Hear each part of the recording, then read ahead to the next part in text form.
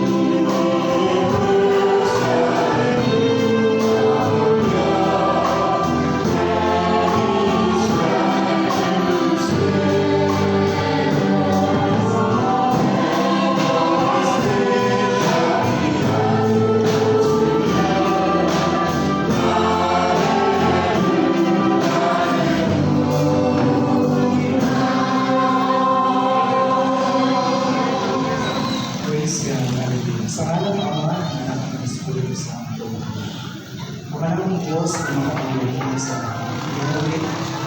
Salamat sa muling pagtitinaw na kayo po ay kasama-sama. Muling pangkataas namin at kaluwan namin ang makapangyarihan ng pangalan, banal at nakila.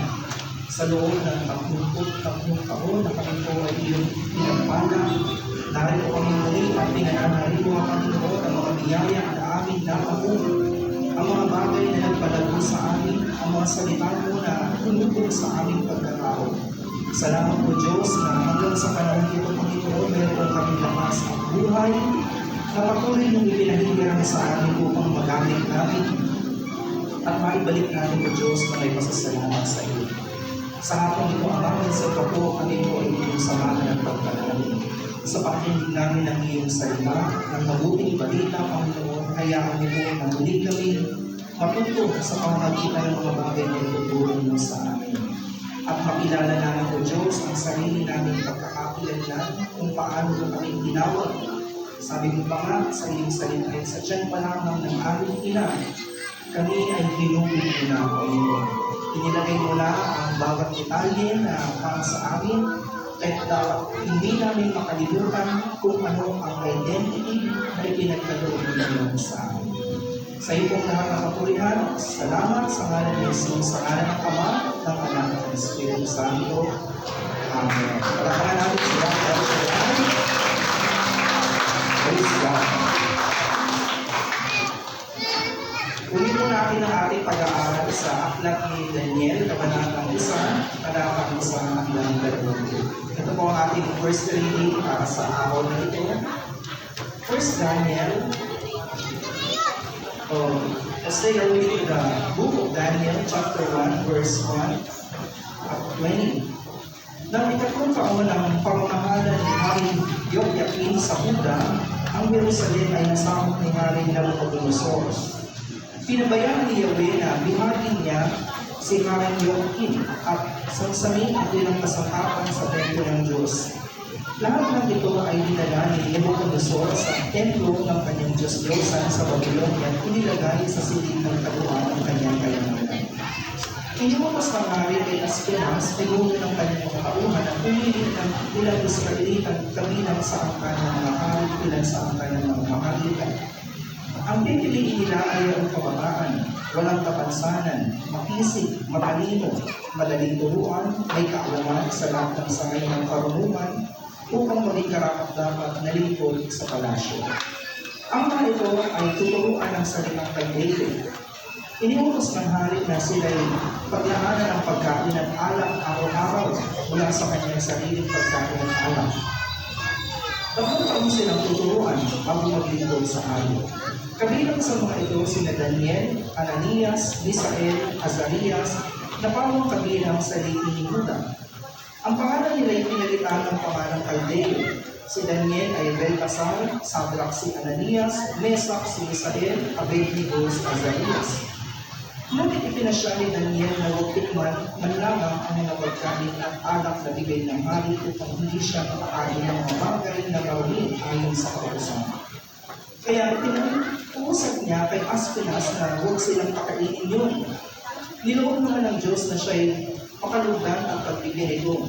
Ngunit sinabi niya kay Daniel, natatakot lamang ako sa gagawin sa akin ng mga pamari kapag nakita niya mas mahina kayo kaysa sa ibang kasinggulang niyo.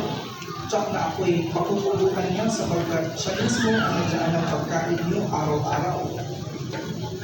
Dahil dito, umakit si Daniel sa bantay na nangangalaga sa kanila. Sinabi niya, subukin niyo kami sa loob ng 10 araw. Gulay lamang at tubig mo ibigay niyo sa amin. Pagkatapos, pagkalisin niyo kami sa mga kasingulang namin, pinapakain niyo ang pagkaibigay ng hari at tignan niyo ang nagiging resulta. At sinubok na sila sa loob ng 10 araw. Nang sila'y pagpalisin, pagkaraan ng 10 araw, nakitang mas maayos silang malusog kaysa sa mga kasingulang nilang pinapakain ng pagkain ng hari. Kaya gulay at tubig na lang ang ibinibigay sa halip na pagkain at inumin ng hari. Niloob ng Diyos na silang apat ay matuto ng lahat ng uri ng kaalaman. Ang dito sila niya ay binigyan pa ng kaalaman tungkol sa pamitain at panalangin. Pagkaraan ng 3 taon, inakda ng hari sa pagsasanay sa kanila ang lahat ng kabataang pinili ni Aspenas ay iniharap niya kay Hari Nabucodonosor. Isa-isa silang kinausap ng hari, ngunit nakita niya nakahimik sila Daniel, Ananias, Misael at Azarias. Kaya sila ang napili ng hari upang maglingkod sa palasyo. Sa lahat ng bagay na sinasangguni sa kanila, nakita ng hari na higit na lima ang kakuha nila kaysa sa mga salamatero at enkantador ng kaharian. Mga minamahal kong magulang at kapatid, ito po ang mga salita ng Diyos. Palapakan namin ang salita. Praise God! Pwede na po kayo magsipo. Binayang ako po sa inyong lahat. Happy 33rd anniversary sa Yumampo Prayer Group. Medyo nasa kapak na rin. Amen. At binabati ko rin po, nakita ko po ang mga taga-Upper Sakura, ang mga taga-Dalimpuno, Grand Valley, Santa Maria, Marelo Chapter, ano pa ba?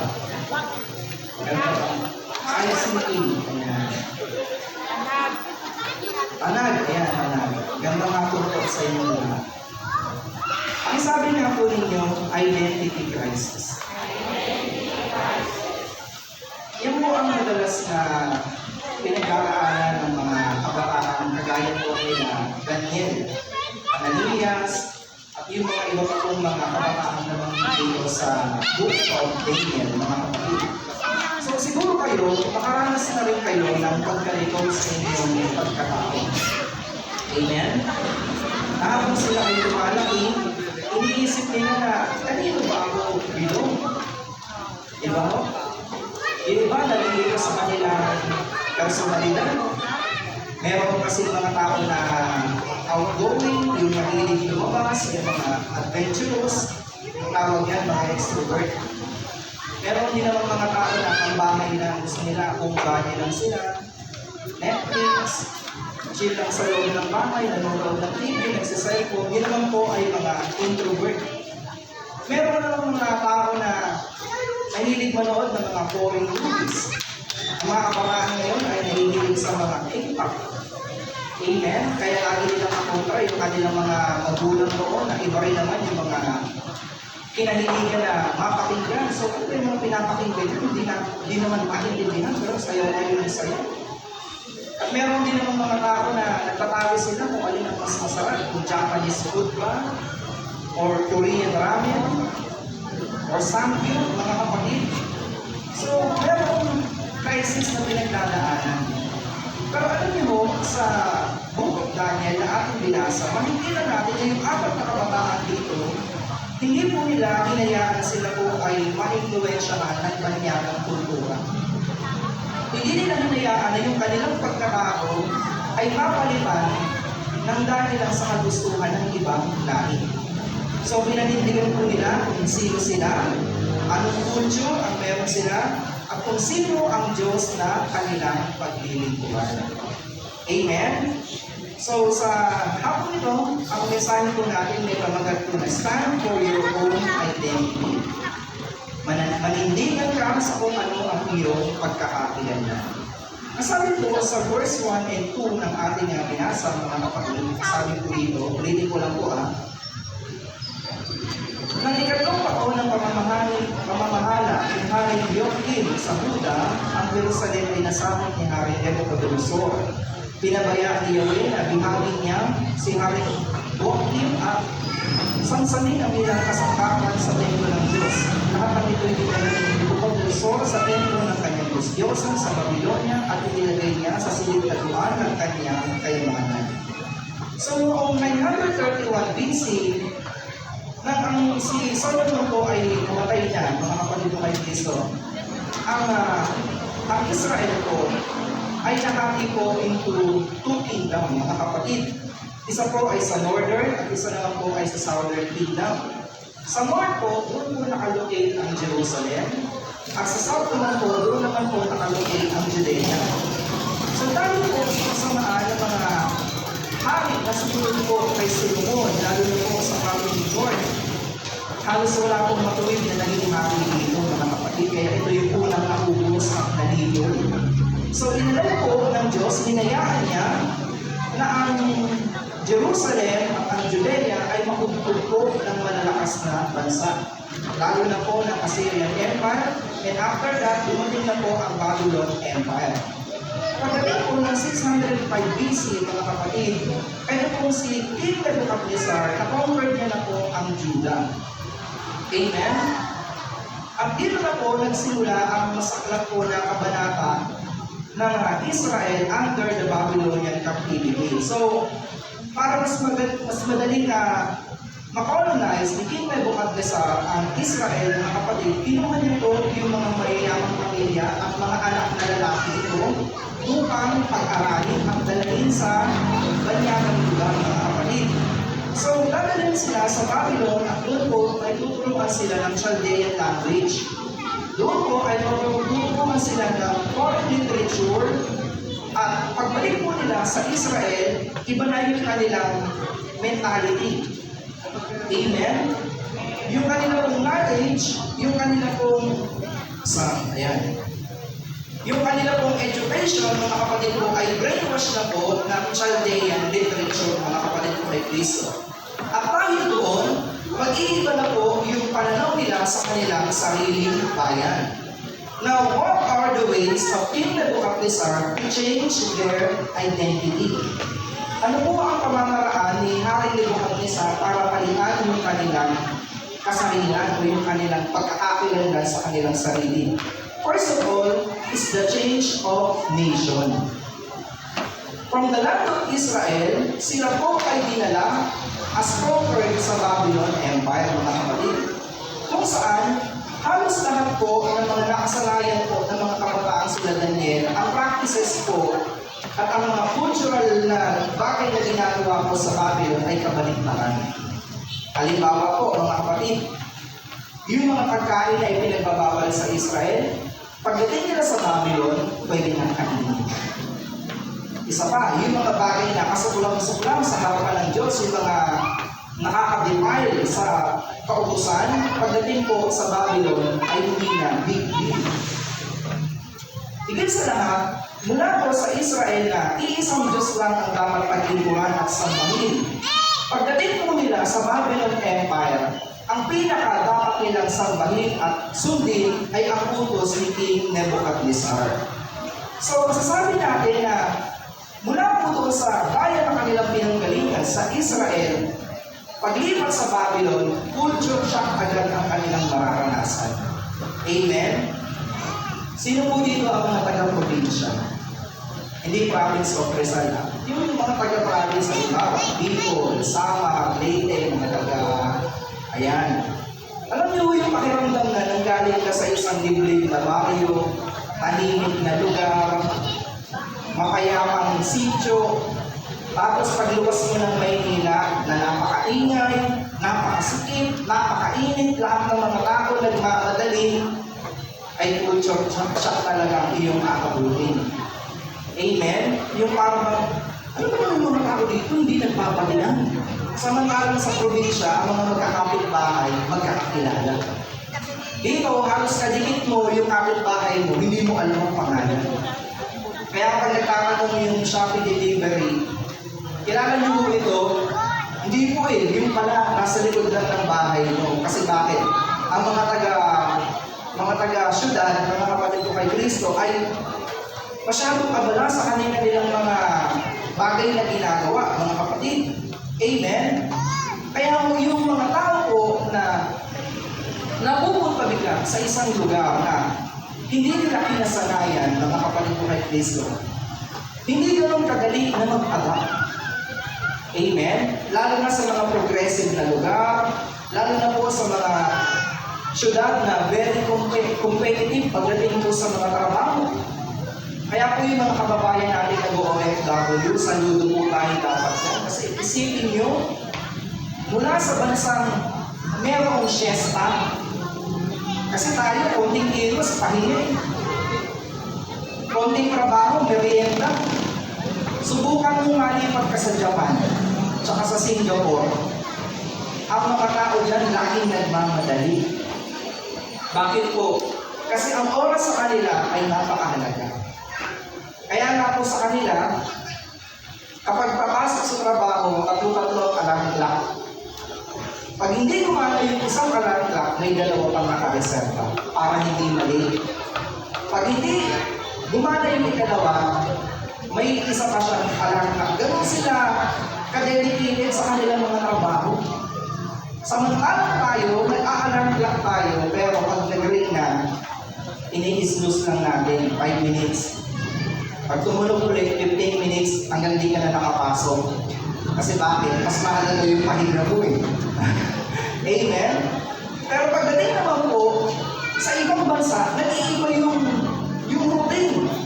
Pag ang iyong boss ay masyadong mahigpit, pagdating sa oras, kailangan mo mag-time in agad, wala kang magagawa kung nagsunod. Amen po. Sa ibang bansa, let's say for example, ang Japan. Sa Japan po, kung titignan nyo ang isang bahay, lalo na ang dingding, wala kang makikita kahit ano bang design. Para sa kanila, yung plain white, yun na yun, art yun. Sa kultura naman po ng mga Pilipino, ayaw natin ang plain. Ang gusto natin, ang dingding natin, may nakalagay na kalendaryo.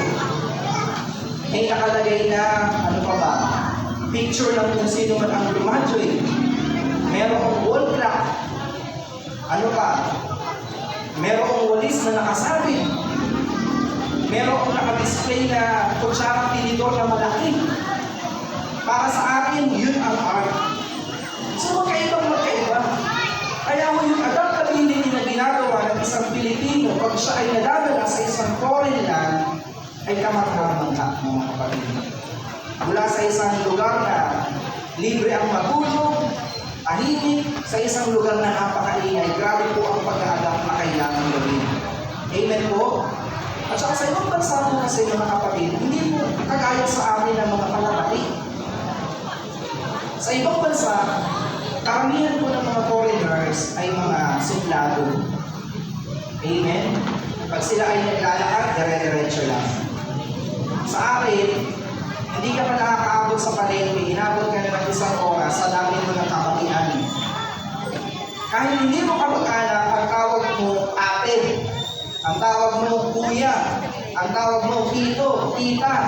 Kasi bakit po, meron tayong kaugalian na ine-extend po natin ang ating family kahit hindi natin ka-bloodline. Ganun po ang culture natin, mga kapatid. Kaya po, ang mga dayuhan, hinahangaan po ang ating ugali, yung ating hospitality. Yung pagiging, pag tumatanggap tayo ng bisita, hangang-hangang sila sa atin kasi sila, dumating ka dyan o hindi, wala nang silang pakialam. Kaya po, huwag natin ikahiya na tayo po ay naging Pilipino. Amen? Sabihin ko sa iyo katabi, proud ka ba? Na naging Pilipino ka? Anong sagot niya? Pero alam niyo, lalo na sa generation ngayon, lalo na ngayon, ang pinagdiriwang natin ay bakit holiday? Bonifacio Day. Kasi meron mga bayani na namatay para magkaroon tayo ng sariling pagkakakilanlan, ng sariling identity. Tapos ngayon, maraming kabataan ang gusto ng apelyido. So, di ba? Yo, Kie. Bakit ka namatay si Rizal kung gano'n lang din ang gusto mong maging K-pop? Kaya kahit hindi naman maputi, ikaw ay kayo maging, pinipilit mong maging hilaw. Buti sana kung maputi ka at chinito, okay lang. Ano kung maitim? Ang labas mo yan, prinito. Hindi chinito, mga kapatid. Amen? Sa masyado natin paghanga sa mga mapuputi at sa mga inchit ang mga mata, kakapilit, na maging kamukha ni Dayun, na maging kamukha ni Song Joong Kim, baliktad ang pinalabasan naging Kim Jong-un. Amen. Kilala niyo ba si Kim Jong-un?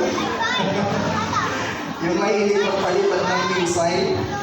Now, another process of changing their identities is to change their ideas and cultural background o yung kanilang knowledge, mga kapatid. Ang Ang pipiliin nila ay yung kabataang walang pakansanan, maisip, matalino, madaling turuan, may kaalaman sa lahat sa kanilang karunungan upang maligtapat, malingkod sa palasyo. Ang mga ito ay tuturuan ng salitang Kaldeo. So, from being a Jewish boy, na namulat po sa Jewish law, ano po ba yung Jewish law? Ang mga kabataan kasi ng mga Hudyo, baka pala po, memorize na ang Torah. Inaaral nila ang 5 books of Moses, yung Pentateuch na tinatawag, mga kapatid, yung Talmud, yung Jewish literature, mga kapatid. Ngayon, ang gusto kong gawin ni Kim Nebuchadnezzar ay palitan ito ng Chaldean language. Amen? Alam niyo ba kung ano ang pinakamabisa na pamamaraan para i-colonize ang isang bayan? Palitan mo yung kanilang educational background. Naalala niyo ba doon, pinagdebatihan natin sa Senado, gustong tanggalin ang wikang Pilipino sa subject. Aalis na yung wikang Pilipino kasi Pilipino naman daw tayo, pero buti na lang hindi nangyari. Amen po. Yung makapanyagang literatura, mga kapatid, yun yung way para i-demolish mo kung anong identity ang meron ka. Amen po? So yung native language mo, yung native learnings mo, pag napalitan po ng foreign literature, doon mo na makakalimutan kung anong identity ang meron ka. Amen? Hindi mo na alam kung ano ang iyong sariling wika. Hindi mo na alam kung ano ang kultura mo. Hindi mo na alam kung ano ang tungkol sa bayan mo. Kaya nga mo nakakalungkot. May mga kabataan ngayon, hindi nila kilala kung sino yung tatlong pari na naging martir. Amen? Iba-iba yung mga sinasagot nila. Ano nga ba yung sinabi mo? Yung tinanong sa isang noontime show. Gamo ka ba yun? Sa halip na gumbursa, iba yung sinabi. Amen po mga kapatid. At yan po ang nangyayari ngayon sa karamihan po ng mga upper class na ating mga kababayan. Mas pinipili nila na mag-aral ang kanilang mga anak sa ibang bansa. Amen po? Kaya ang nangyayari po, kahit po sa panahon pa ng mga Kastila, ang tawag po doon sa mga anak ng mayayaman na pinag-aaral po sa Espanya ay mga pensionados po. Dahil ang kanilang mentality ay colonized, pag-uwi nila dito sa ating bansa, wala silang pagmamahal sa sariling kultura. Amen? At yung ganong klase ng mentality hanggang ngayon ay bakas na bakas pa rin. Pansinin niyo mo nakikinig po kayo. Maraming mga estudyante ngayon, kung papipiliin niyo ng course sa college, ang pipiliin nilang course yung madaling makapag-abroad. Nursing, caregiver, HRM, ano pa ba? Seaman, tourism, basta course na lalayas ka agad sa iyong bansa. Bibihira ang kumukuha ng agriculture, bibihira ang kumukuha ng fisheries kasi walang gustong bumalik sa bukid. Lahat ng mga kabataan ngayon kung tatanungin ang gusto pumunta ng Canada, ng Australia, di ba? Gustong pumunta ng Sweden, gustong mag-Japan, pero walang gustong maglingkod sa sariling bayan. Iilan kung meron ng kapatid. Amen po?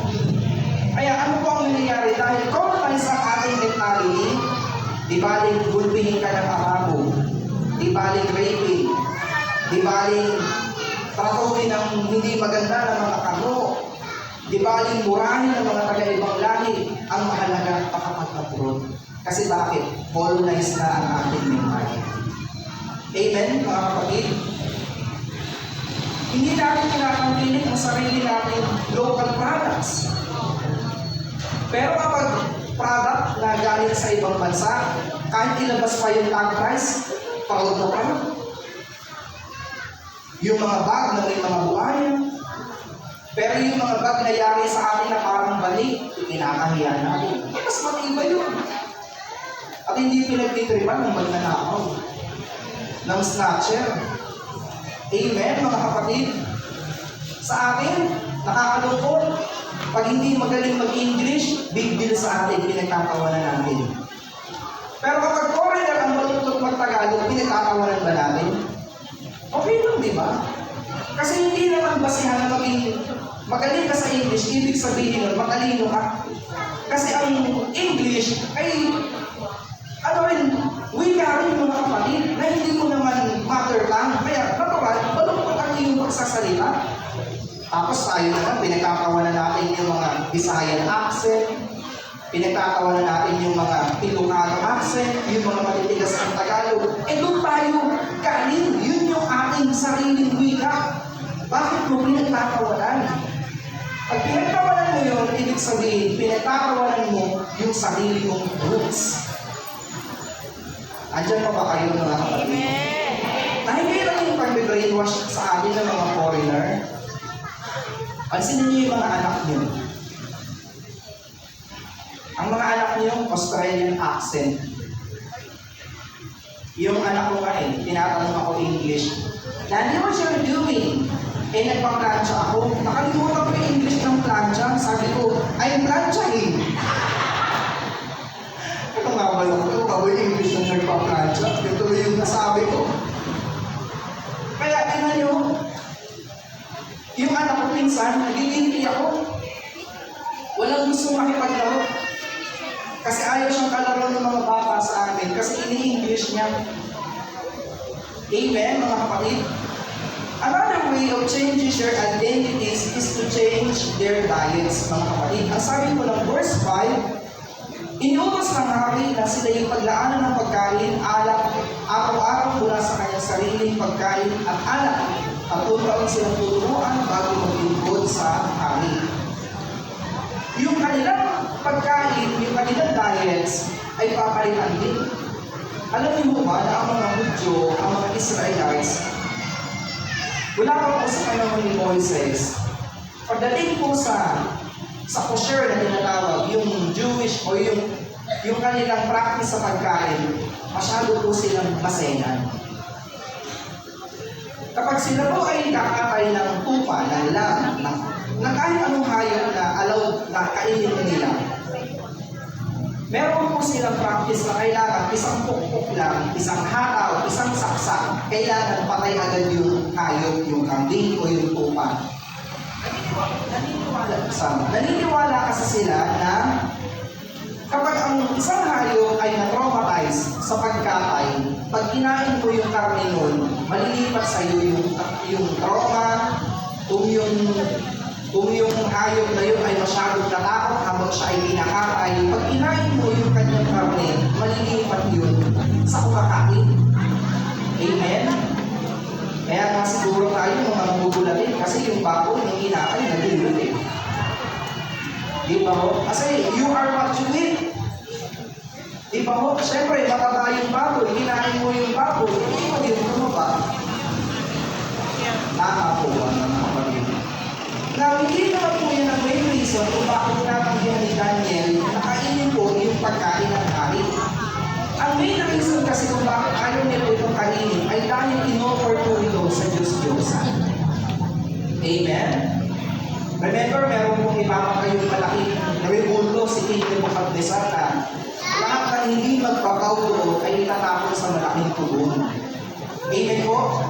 Kaya, kung sila po ay kakain ng pagkain ng hari na inihatod sa mga Diyos-Diyosan, ang interpretation din nila dahil, tinutulong sa namin ang aming sarili. Amen? Hindi lang po issue yung pagkain ay pinagbabawal, kundi ayaw nila yung kanilang katauhan, yung kanilang pagkatao, yung kanilang moral at dignidad ay mapahiran sa harapan ng Diyos nang dahil sa kanilang inahin. Amen po? Sasabihin mo, manok gagda, lingkod ka ng Diyos, tapos yung ipinapasok ko sa iyong katawan, mga bagay na nagpaparumi sa iyo. Amen? Sasabihin mo, Kristiyano ka, pero pagdating sa ilo mo nagpulutan, iba ka na. Hindi ka Christian. Ano ka? Christian. Kasi pagdating sa kalangyarihan, hindi mo na mapaglabanan. Amen? Pagdating sa pagkain, nag-iiba na mo, mga kapatid, kaya marami pong mga tao Dahil sa kagustuhan nilang mag-quit sa kanilang mga kabangkada, kahit di naman nila nakasanayan yung ganung pagkain, pinipilit. Dahil sa pakisama, kahit ang totoo, sila po ay napapasama ng mga kapatid. Kaya tingnan niyo po, kahit sa pagkain, kino-colonize po tayo. Nung in-introduce po ang mga Japanese sushi, ano po ang nangyari mga kapatid? Maraming mga tao ngayon mas gusto na kumain sa mga Tokyo.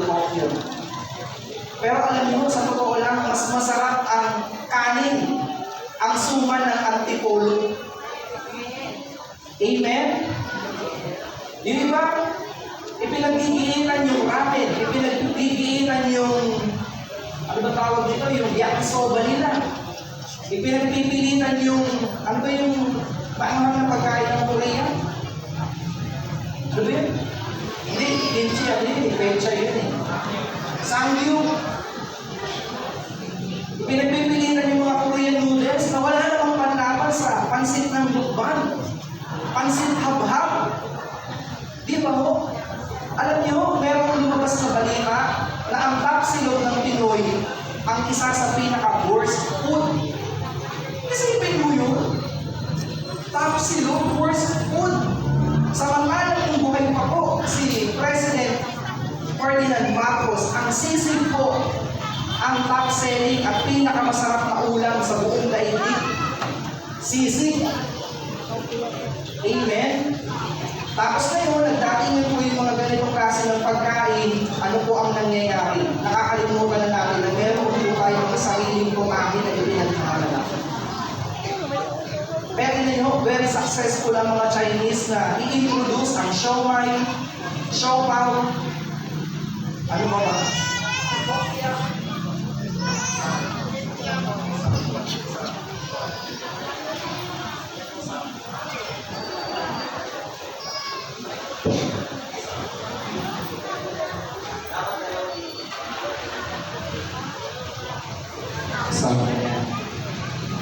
Very successful silang i-introduce ang siomai, ang siopaw, ang hopya. Kahit ang laman ay pusa. Di ba mo? Nakakalimutan yung mga sariling tinapay na meron sa akin kagaya ng pupok. O diba? Yung pandisan natin, mga kapatid. Very successful ang mga Amerikano i-introduce ang hotdogs, ang pizzas, mga kapatid, ang donuts. Na kung ikukumpara po sa mga pagkain natin, mas healthy naman tayo. Saging na saba, turon. Di ba mo? Matatamis din yan, pero ang donuts, pag yan ay kinain mo, grabe yung, pag tinulong na siya ng iyong sistema, grabe yung pasukan niya. Amen? Hindi siya yung natural sweet eh, yung pampatamis. Ano siya yung masama siya sa kalusugan? Yung hotdogs. Alam niyo ba na ang 3 pirasong hotdog, ang katumbas niya ay isang paketing sigarilyo? Na according po sa studies, pag mahilig kang kumain ng hotdog, malaki ang possibilities na magkaroon ka ng leukemia in the future. Tingnan nyo, tinanggap natin ang ganitong mga klase ng pagkain, pinayaman natin sila, tapos yung pagkain in-accept natin, yun yung pagkain pampatay sa atin. Tapos sila ay ating pinagyaman. Ngayon, ano po ang nangyayari sa ating mga sariling pagkain, sariling maisan, palayan? Marami po tuloy ng mga kabuhayan, mga nagtatrabaho, nagtitinda ng mga ganitong pagkain, ayaw na lang magtinda kasi wala nang tumatangkilik na kapwa Pilipino. Amen po, mga kapatid. Kaya po, itong mga ganitong bagay, mga kapatid ko kayo, hindi ko sinasabing huwag kayong kumain ng ganyan, pero huwag palagi. Meron tayong mga sariling prutas, kasi yung kagaya ng apple, oranges, galing po yung ibang bansa.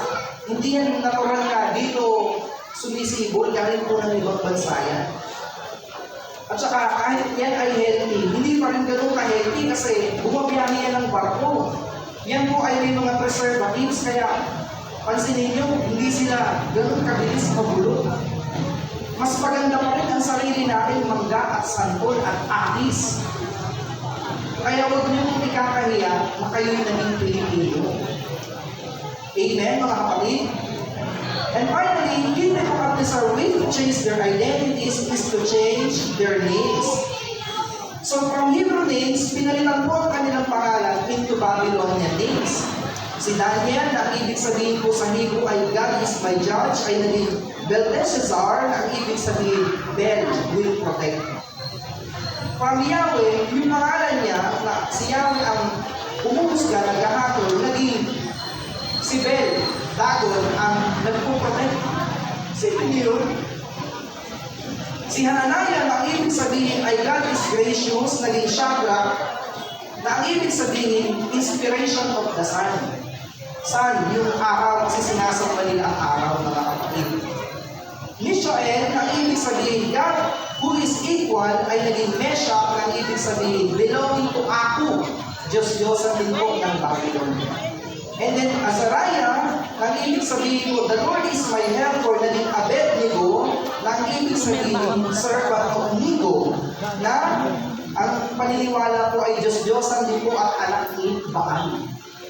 Yung kanilang mga Hebrew names, napalitan po ng Babylonian names na naka-incline sa mga pagan gods.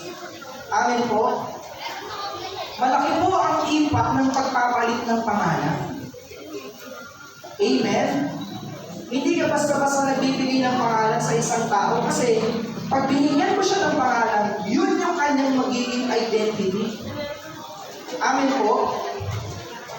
Kaya nakita po ni Harry Nebuchadnezzar na magandang taktika yun para palitan yung kanilang pagkakakilanlan, yung kanilang identity, mabura yung kanilang pagiging Hebreo, papalitan ng Babylonian names, mga kapatid.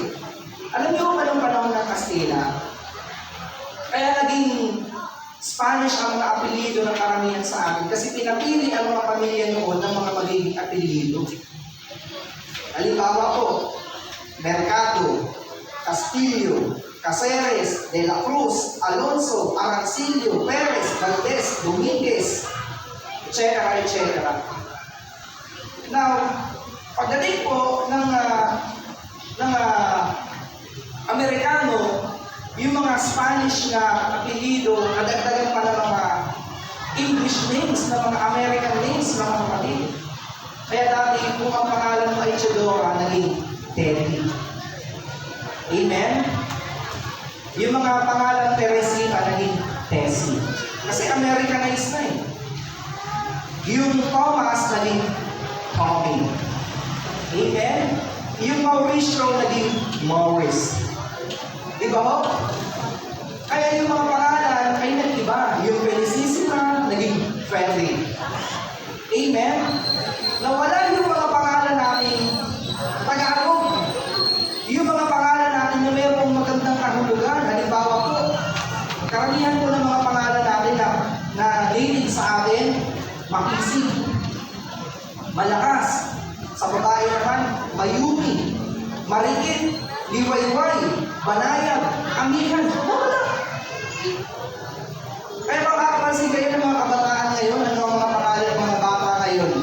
John Christopher Son, tapos ang apelido, Bagumbangan. Kita nyo? Pinaganda pa yung pangalan, tapos pagdating sa dulo, Bagumbangan. O kaya, pag babae naman, Cassandra, Nicole, Lorraine, Magpantay. Kita nyo? Di ba po mga kapatid? Kaya kung magpapangalan kayo, i-roots ninyo kung saan galing. Amen? Okay lang yung mga biblical names, mga kapatid. Pero dapat meron pong kahulugan. Kasi kung ano yung ipapangalan mo sa kanila, yun yung magiging identity nila. Amen po? Palakpakan natin si Yahweh at Shaddai.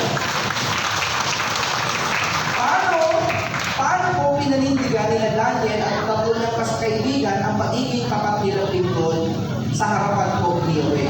First of all, Daniel stand for his devotion as a Hebrew. Sabi po ng verse 8 to 10, mga kapatid, hindi nilimot ni Daniel na isa siyang Hebreo. Nagmula siya sa bayan ng Diyos at iisang Diyos lang ang kanyang sasambahin, si Yahweh lamang. So sa malaling sabi ko, hindi niya po nakalimutan yung bayan na kanyang pinagmulan. Amen po. Kung tutusin, privilege sa kanya na dalayan siya sa Babylon kasi pag-aaralin siya ng libre, tuturuan siya ng Chaldean literature, ng Chaldean language. Pero si Daniel po ay nanindigan na hindi niya tutulisan ang kanyang pagkatao sa pagkain ng mga bagay na marumi at sa paggawa ng mga practices na ikagagalit ng Diyos. Kahit pa siya ay parusahan. Amen? Kaya po, tayo basta nakikisabay sa mga trend ngayon, yung mga uso, mga nakikita nyo sa TikTok. Diba? Pag nauso yung mga ganito ang ginagawa, yung mga nagtutwerk-twerk, ay kaya yung mga bata nagtutwerk-twerk na rin. Yung mga matatanda, ganun na rin. Yan sa sagwa, labas yung mga ugat. Amen, mga kapatid. Kaya, hindi porket sinabi nila na ito ang uso, makikiuso ka. Kaya nga binigyan ng Diyos ng sarili ko para gamitin mo eh. Amen? Kailangan panindigan mo kung ano talaga yung pagkatao mo, yung sino ka, hindi yung dinindahan ka ng ibang tao. Marami kasi sa atin, hindi marunong pumindig. Sobrang polite. Wala kang magkabata, tinuruan tayong maging magalang, maging mag-opo, hindi tayo tinuruan tumanggi. Kaya minsan, namumulesya niya, hindi pa makapagsalita. Kasi hindi tayo magsabi ng no. Puro tayo oo. Hindi nga yan sa isang lugar, ayaw naman talagang sumama, pero dahil hindi makatangin, sumama na lang po. Amen?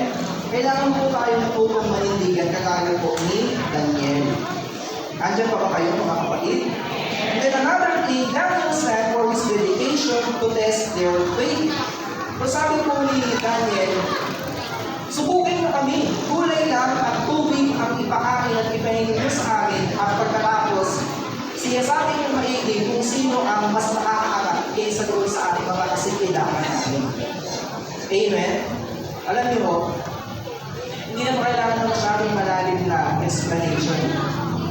Yung mga foreign kids na kasabayan nila, ang kinakain ko ay meat, karne at alak. Pero ang hilig po ni Daniel, gulay lang at tubig.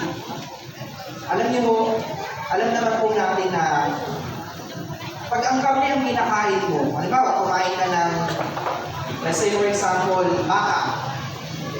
Yung baka kumain ng damo. Ngayon, kinain mo yung baka.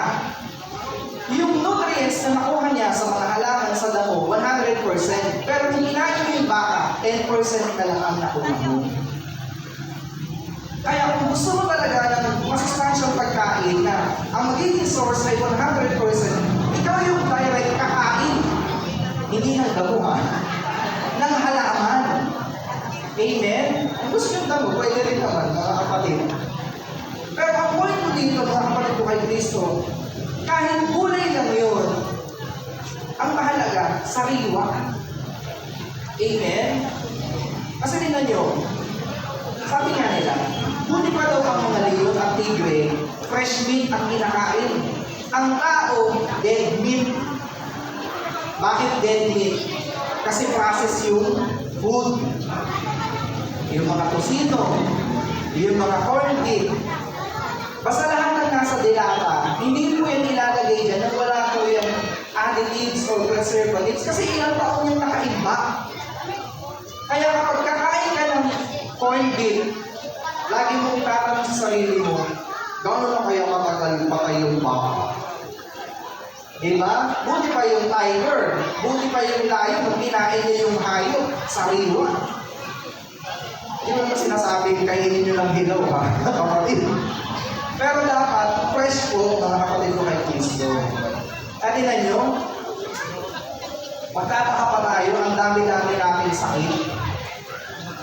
Kasi bakit po, ang kinakain natin, mga pagkain, hindi naman talaga, itinalaga ng Diyos Diyos para kainin natin.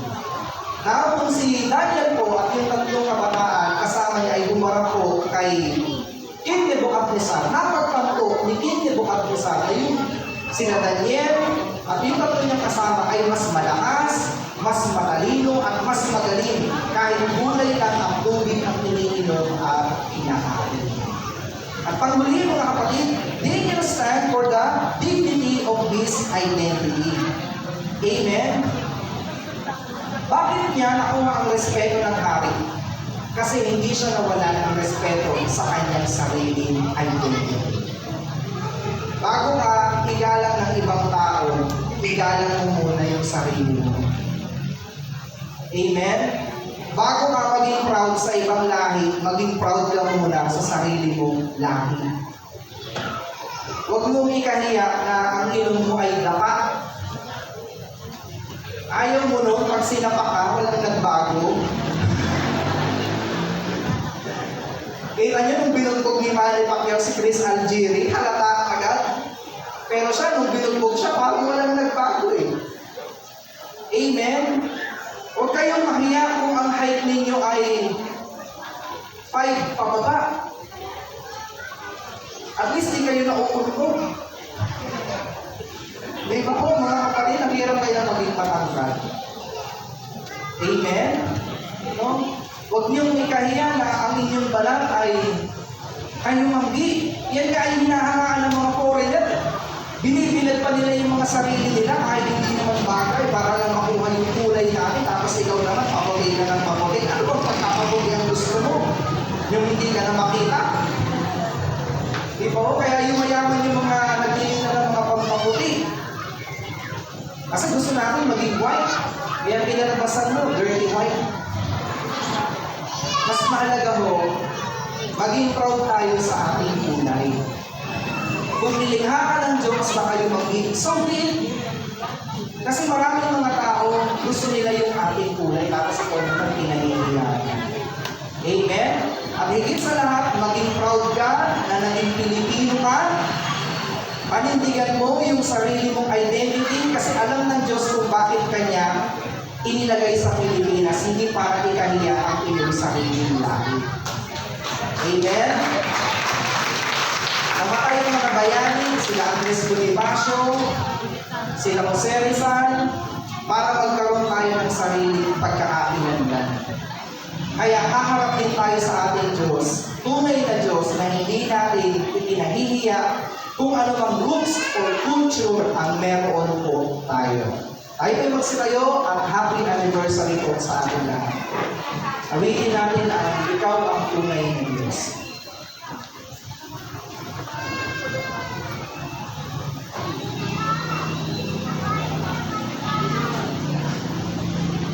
Ikaw ang tunay na Diyos, ikaw ay walang pagkulan. Hallelujah. Isisigaw namin sa buong mundo ang kadakilaan ng pangalan mo. Hallelujah.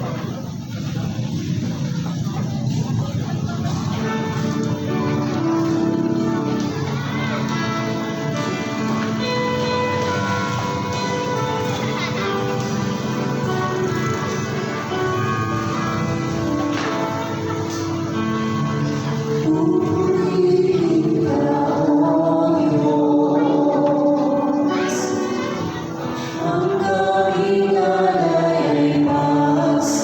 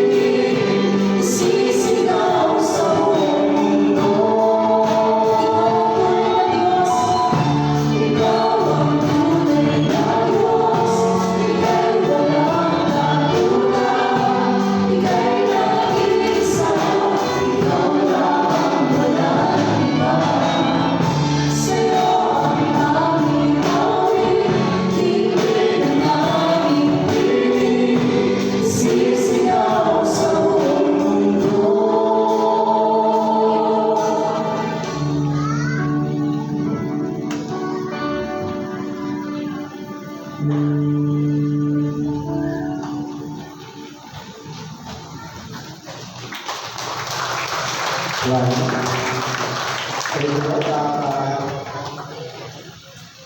po ay tudako sa aking forward prayer.